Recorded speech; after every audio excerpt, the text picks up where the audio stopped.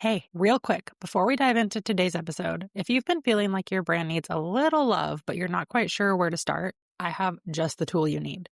The Standout Brand Audit Bot is an AI-powered guided audit that shows you exactly what's working, what's not, and how to strengthen your brand using my proven Standout brand system. In 10 minutes or less, you'll walk away with clear next steps to move your brand forward with purpose. It's completely free. Just head to the show notes to grab the link and get started.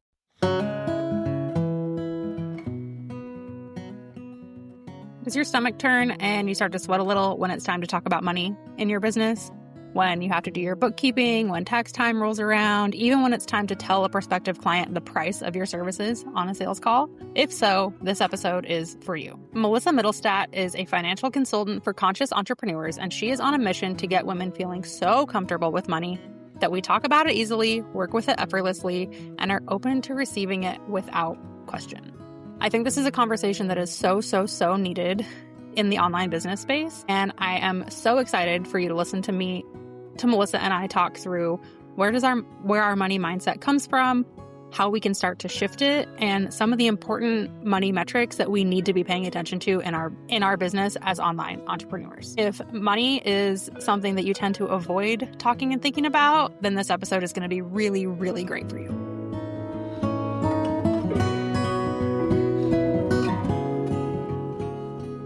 Welcome to the Six Figure Brand Podcast, where each week we're pulling back the curtain on what it really takes to build a six-figure business as an online service provider.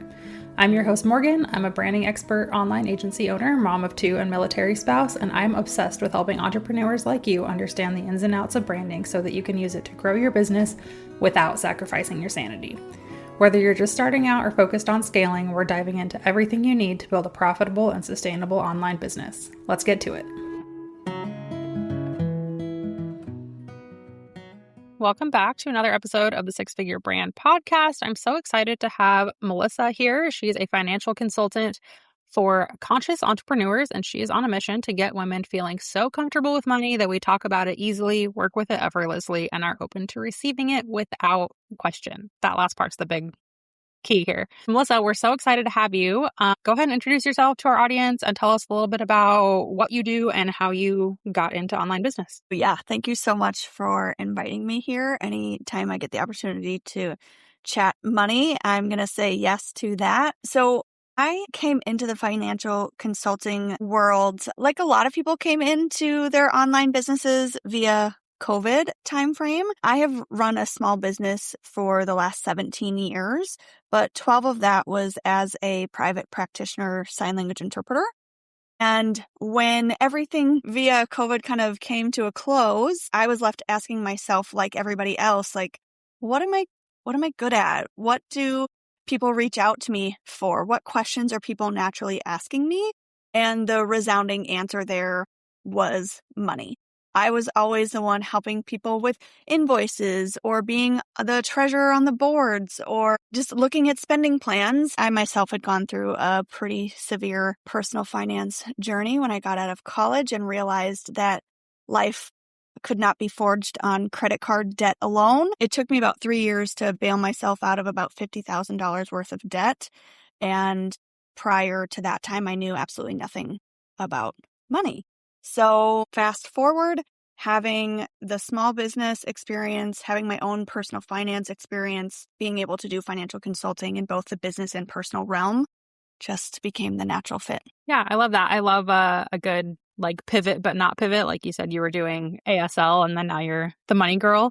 And that seems like a big jump, but it's really not. And I'm such a proponent of that. I'm sure there are skills that you used in that business in actually doing the thing, not just managing money as a business owner, that play a big part in what you do today and how you work with clients. And communication, I would imagine, is probably a huge one. That's for sure. So I love that. And thank you also for sharing so candidly about your own money journey. I think there are probably a lot of people listening that have some credit card debt that they're not proud of and would prefer if no one ever knew about that. And I think most of us go through that at some point. I should have looked up the stat before this episode, but the overwhelming percentage of Americans have some credit card debt, if not a significant amount of credit card debt. And I think as a business owner, that becomes even harder to navigate because we have slow seasons where we still need to pay our team or we still need to invest in our business. And so then you turn to a credit card and it's really easy for it to snowball and get out of control, and then it becomes shameful, and it's like a whole thing, which brings us to the first thing I want to talk about, which is money mindset. So can you tell us what that even is? Because I remember the first time I heard money mindset, I was like, that's stupid. That's not a thing. Yeah. So just like you were saying, we all have our own financial journey and how money kind of like played into even from when we're children and we're around the people who raised us and watching their interactions with money. And so, for example, in my household, we didn't talk about it. It was like an off, like, do not, that's inappropriate. So I grew up thinking like, okay, I cannot talk about money. That's rude. People are going to be upset if I have that conversation. So zip it. We don't talk about money. And so when we look at, okay, well, how are we raised when it comes to money? And then when you get into college, and I have some friends who said their parents like walked them through exactly like, okay, this is what the loan process looks like. Here's how much you're going to be paying afterwards. Here's how much your potential career. And they got this guidance through it where I was like, I don't know, give me the max amount. I got to survive, right? And so Same. yeah. So it's like all of these things that kind of layer into that story, our history with money, that crafts our money mindset and how we look at money, how we interact with money, whether we're in scarcity mindset, meaning we're restricted and there's only so much money to go around, or whether we're in abundance mindset where it's like everybody has access to as much money as they want and kind of everything in between. So all of that is our money mindset. Is what does our relationship with money look like and how did we get to where we are today? It was a great summary. And yeah, I think the thing too, when like I started to examine my own money mindset is that most of us, if we haven't worked with Melissa yet, are not only not aware of it, but like we don't know that we're developing it as it's happening. So as a kid, when my parents were feeling like they didn't have enough money, I'm hearing all those conversations as like a 6-year-old, and they don't realize that they're like putting that on me. They're not trying to like traumatize me when it comes to money. Right. And I don't realize until I become an adult and I'm buying a house or I have my own kids or whatever. And I'm like, oh, we're not going to have enough money. That's like a thing in my brain. And maybe that is true or maybe it's not true, but that's something that I should probably examine. So that was a great summary. Yeah, 100%. It's like this thing that's constantly like, it's like humming in the background, you know? It's on this vibrational level and it's picking things up. But as adults, then we've got to figure out what we want to let in and what we don't want to let in.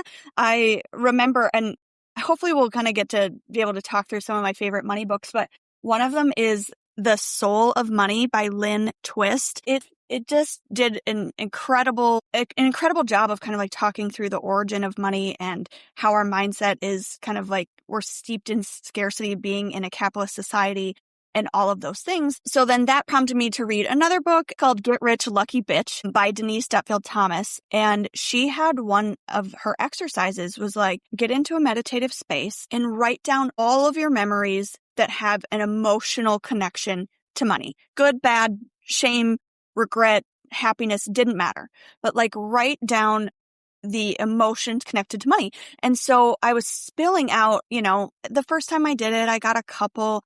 And over the course of a few weeks, I had 5 pages in my journal of specific snippets of my life. I was like, wow, I didn't realize that I still had some emotions, some strong emotions attached to all of these stories throughout. And so I had to go through and clear out a lot of shit when it came to the money mindset that I had.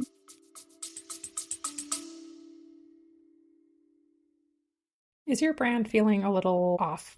Like your visuals, messaging, and your overall vibe just are not lining up with where your business is headed? You probably don't need another pretty logo. You actually need a solid strategy behind your brand. That's exactly what we'll build together inside the Standout Brand Strategy session, a one-on-one deep dive into your brand foundation so that you can finally show up with clarity, consistency, and confidence. And if you're thinking about working with Specht & Co. on branding or web design, this is your first step for every single project that we do together. Clients who have gone through this process have tripled their audience size, doubled their revenue, and raised their rates by 30% or more.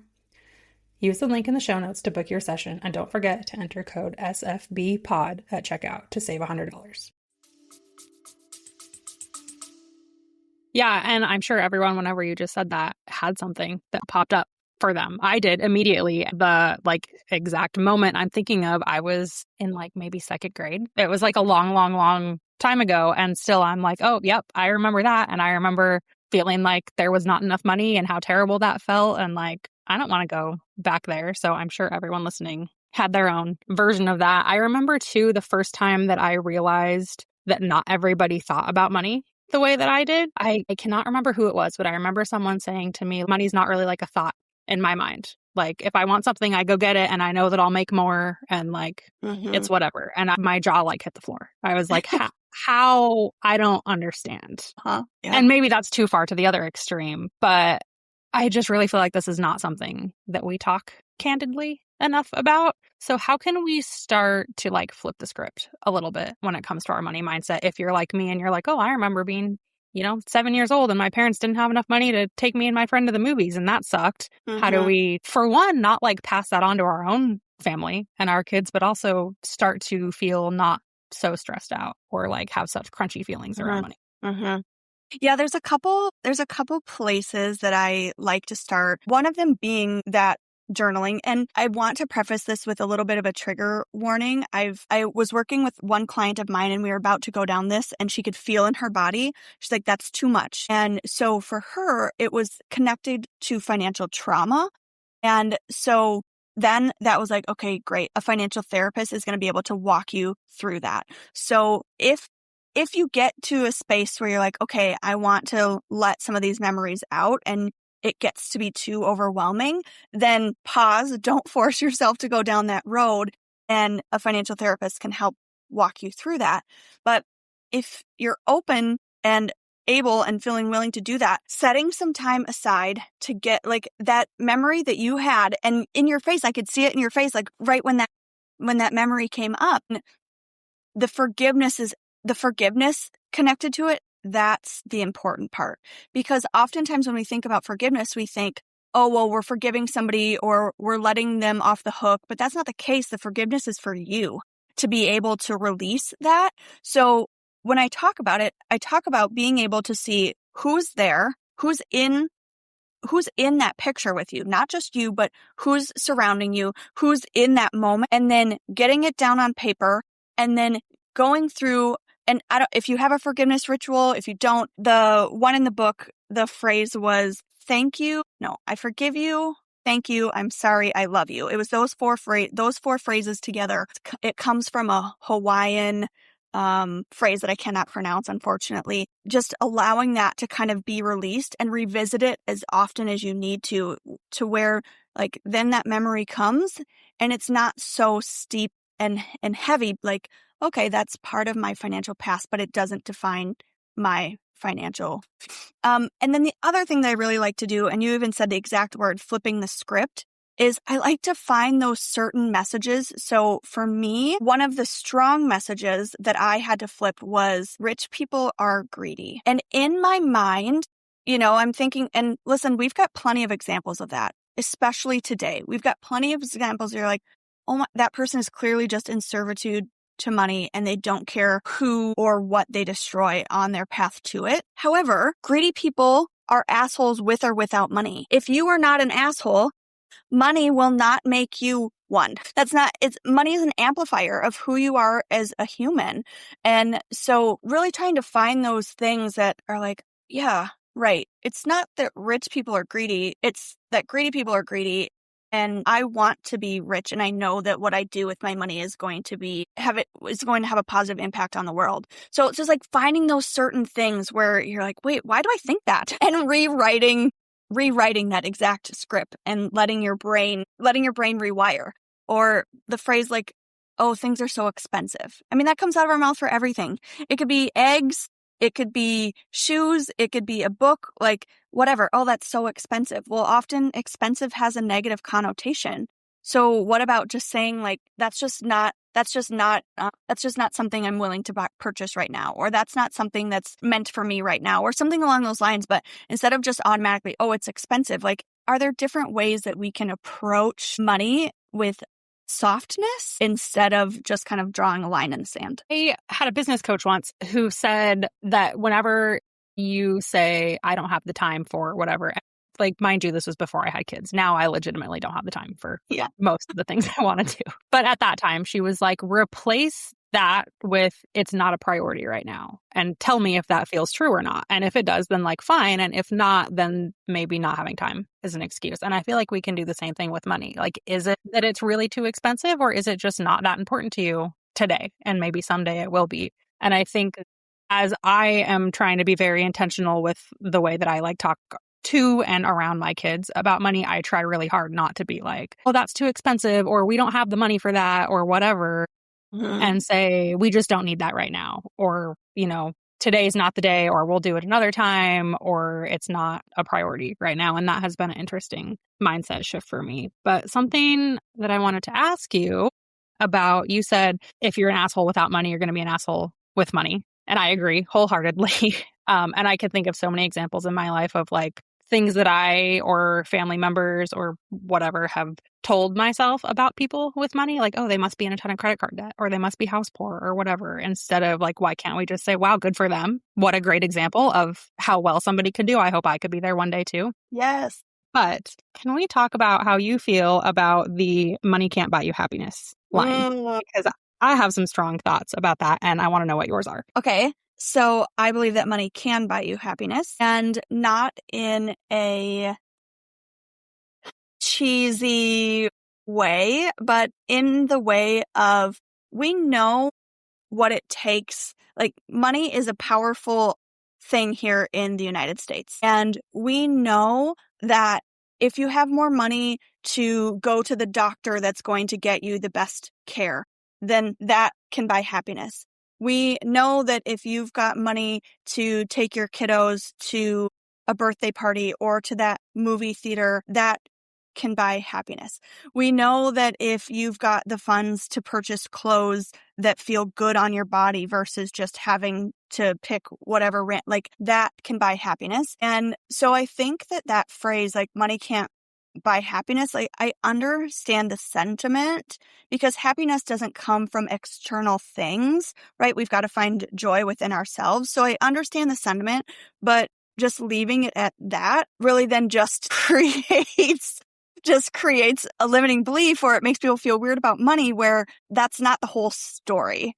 Okay, so I'd love to hear what's your perspective on that. Yeah, so I agree with you. I think that like that statement is just really lacking a lot of nuance. And similarly to the statement of if you're a jerk without money, you're probably going to be a jerk with money. I do think that if you're an unhappy, miserable person when you're poor, that's probably not going to change when you get a lot of money. But I agree with you that me like rolling in a pile of cash like Scrooge McDuck is not probably going to make me happy. Not in the long term anyway. But money can buy me a lot of things that do make me happy, like paying for support with my kids, or taking us on a vacation, or like you said, paying for like better healthcare or access to mental health care, I think is a huge one. So to say, oh, money can't buy you happiness, like, no, maybe not directly, but money is a tool that can do a lot of things for you that will make you happy. And I wish that like nuance was talked about more. Yeah, I 100% agree. Let's add more to that story. Let's not leave that one sentence to be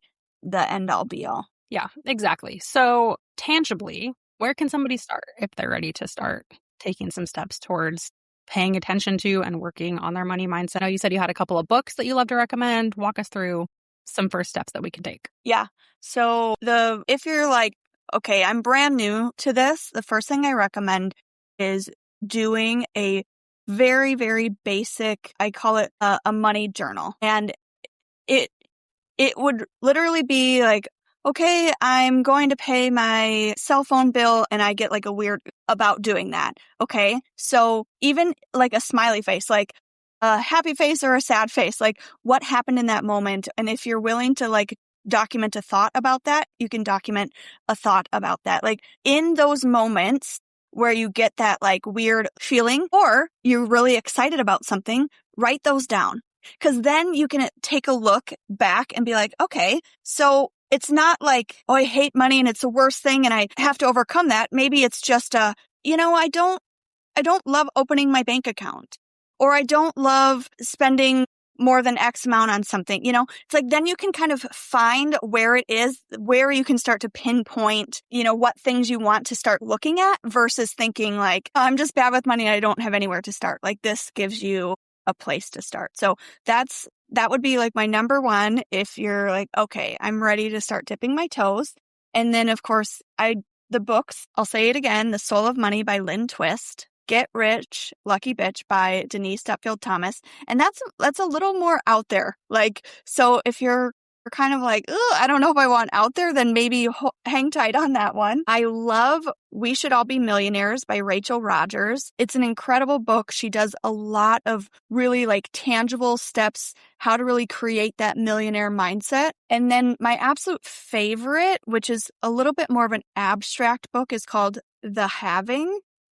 And do you mind if I read my favorite quote from that book? Are you okay with that? I'd love it if you read your favorite quote from that book. Okay, cool. All right. So The Having, it's by Shu-Young Lee, and it says, she, the guru, picked up a clear glass of water from the table. The bell-shaped glass was about 2/3 full of water. Soo-young suddenly shook it, then stopped, looked at me, and asked, imagine this is your glass of wealth, and the water is money. What happens when you shake the glass violently? The water shakes and spills outside the glass. It's the same with your mind. Just like water can't remain in a shaken glass, money can't remain in a turbulent mind. When you're comfortable, the water stays perfectly still. Most of the rich people I've met felt comfortable about their money. It's not that rich people are comfortable because they're rich, but they're rich because they're comfortable. As you were reading that, I was thinking about the people I know that do pretty well with money and the ones that don't. And that totally tracks. Yeah, it's definitely when we can find ourselves in a settled space with money, then we can really start looking at it from different angles, different perspectives. And to your point, it's not like something that we can just like, flip a switch and now I'm like, oh, look at me, I'm so comfortable with money. Like financial anxiety is a real thing. And so it takes some bravery to say, all right, I'm going to start working toward a healthier relationship with money. Yeah, for sure. And it's not something that, like you said, is going to happen overnight. But I also think we're talking about money mindset, but I think it is so intertwined with just mindset and like mental health in general, that once you start going down that path, you start to uncover some more things maybe that you need to take a closer look at. And so it can feel non-linear, I guess is what I'm trying to say. And I would encourage people to not get discouraged by that. Yeah. Yes, definitely. It can definitely feel non-linear, and you have to be in the space of a growth mindset in those moments. If you're not, if you're like, nope, I'm in a fixed mindset in this moment, then that's okay. That's okay. But you've got to be willing to see like what uncovers as you start doing the work. Yeah, totally agree. So far, everything we've talked about, I feel like can be equally applied to somebody who's a business owner or not. I want to switch gears and talk more explicitly about business. So how does money mindset affect the way we run our business, and even to the extreme of whether our business succeeds or fails? Yeah.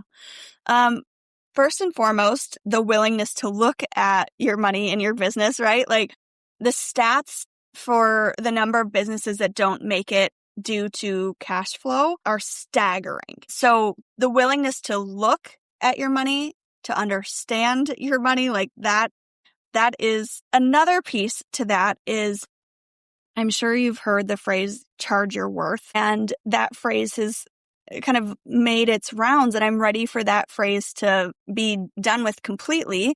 Because when we think through, like, what is that actually telling people is when we're like in a space where like, wait a minute, I'm not feeling good about money. And then now you're telling me to charge my worth.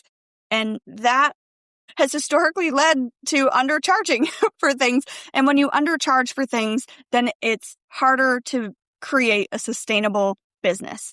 And so our money mindset plays such an impact into how we price, what kind of offers we're putting forth. Can we even have a conversation about money with a customer? That like when you hop on a discovery call, and if it's tough to get the money piece out of your mouth, that's not confidence giving.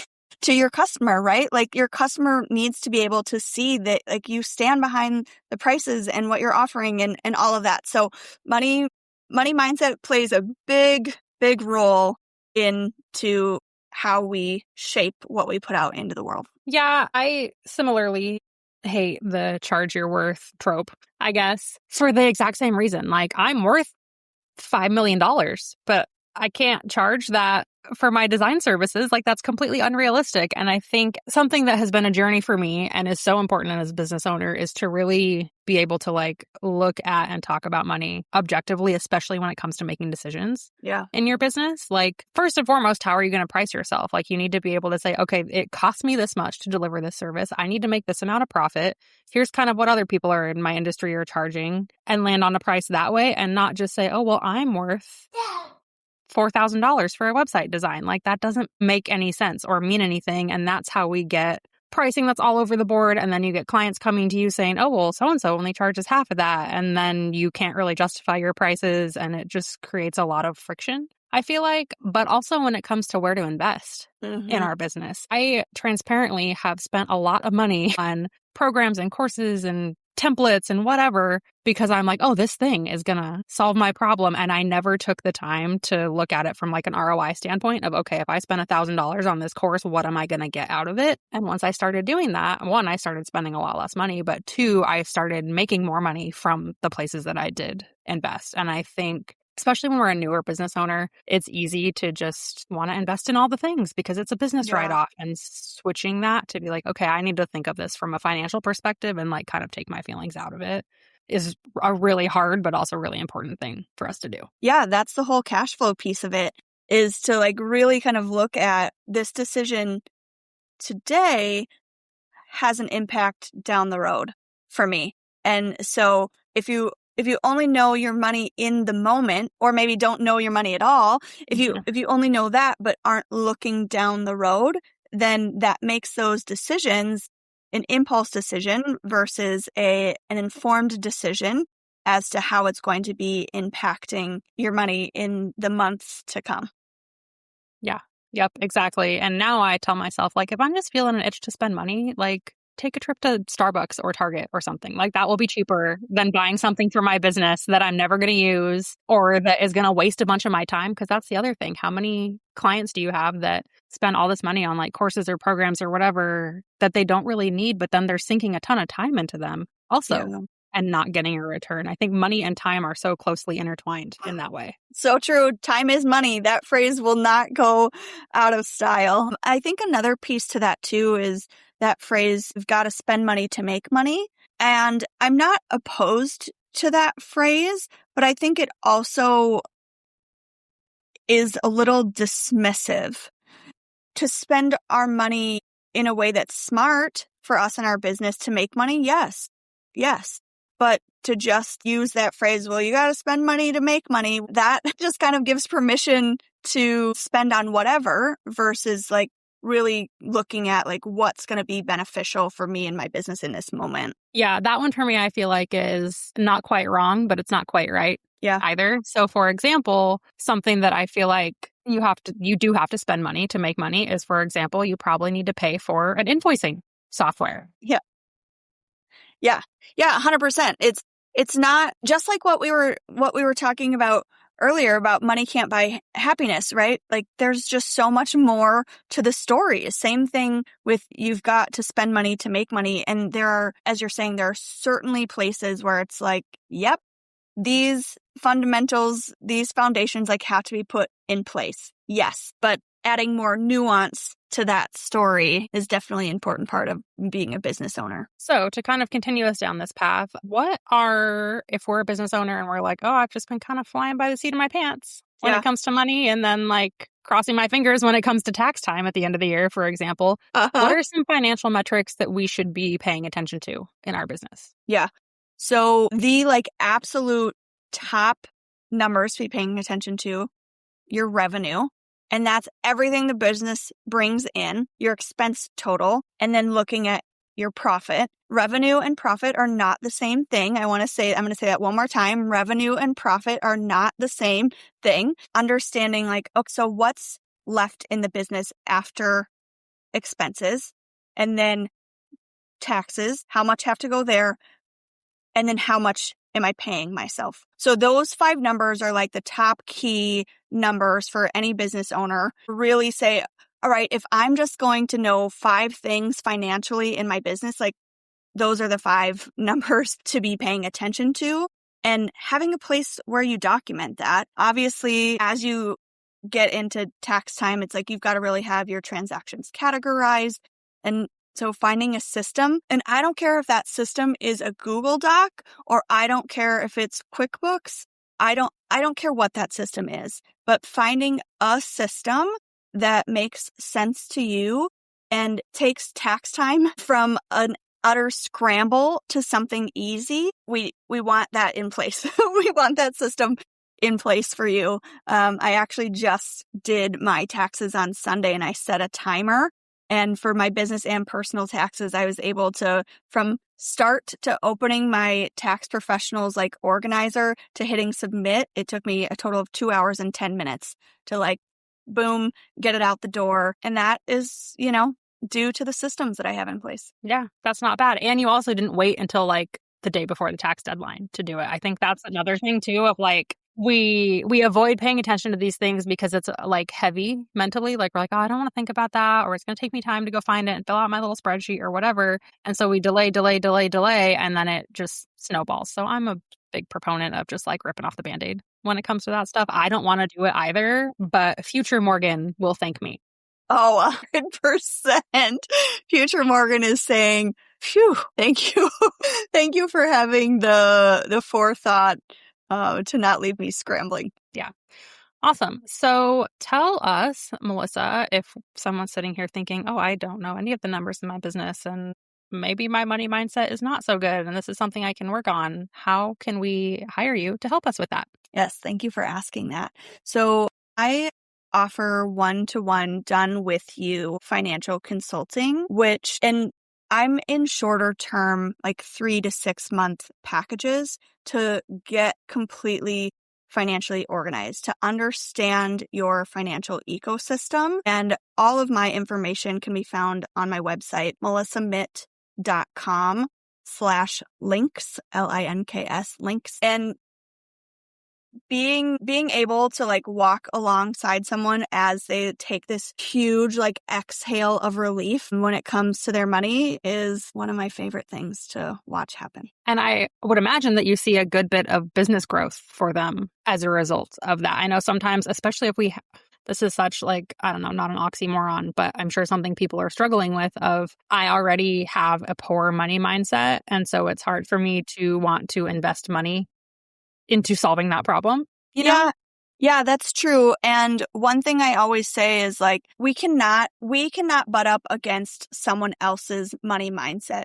Like, I'm not here to overcome price objections. I'm not here, like, that's not my role. If you want to talk through like what's kind of stopping you, I'm happy to have that dialogue. But as business owners, we cannot impact someone's money mindset in a 1-second conversation. So that has to be on when they're ready. That has to be their decision, and keep like the willingness to talk about money open. That in and of itself has like such a great ripple effect amongst us business owners. Yes, 100%. And if someone takes away one thing from this episode, I would say it's that we can't fix somebody else's money mindset for them. So when we're on sales calls and talking to prospective clients and they, for whatever reason, are hesitant about the money piece, like, yes, you can answer their questions. And if you want to offer them a payment plan, do that. But don't stress yourself out trying to like get in somebody's wallet and fix their mindset about money, because it's not going to happen. That's probably more of just a bless and release, and hopefully they come back to you when they're ready situation. But I can tell you from experience, you will drive yourself crazy. So don't do that. Yeah, don't do that. Right. I'm with you. Awesome. Well, I think that's a perfect note to wrap us up on. Thank you so much for being here, Melissa. All of your links will be in the show notes. And I would highly, highly, highly encourage everyone to go connect with Melissa on all of her social platforms. And if you're ready to start working on your money mindset and even just like keeping better track of the money in your business, Melissa is your girl. Thank you so much. Again, like I said, anytime I get the opportunity to talk about money, I'm beyond grateful. So thank you for having me. And I hope that there's at least a nugget or two that folks can take away from listening today. I am positive that there will be. So thanks again, and we'll see everyone next time. Thanks for tuning in to the Six Figure Brand Podcast. If you enjoyed today's episode, please be sure to rate the show and leave a review on whatever app you're listening on. And as a thank you, I'll send you coffee on me. Yes, I'm serious. As a smaller show for now, you taking the time to do this makes a huge impact on how we can reach more people and how I can continue to create this content for free. When you take a screenshot of your review, follow and tag me on Instagram at @SpectandCo. I'll send you a $5 Starbucks gift card. As always, don't forget to check out the show notes for any links or resources I mentioned during the episode. Thanks again for listening, and I'll catch you next week.